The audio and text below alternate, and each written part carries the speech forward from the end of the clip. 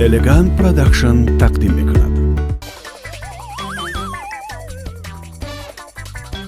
از تقدیمات الگانت پروداکشن.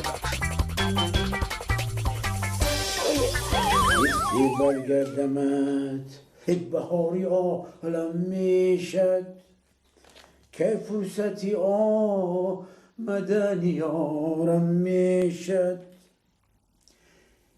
کی باشد و یاری من در رویت خونه یا یک بوسه گیرم منم مدارم میشد السلام علیکم بابا. و علیکم سلام. در قدماتون جونم بابا. لباساتون نکشی. او بابا من برای چی لباس ها مکشم؟ در پیش پاتون برم بابا، من طبیبم.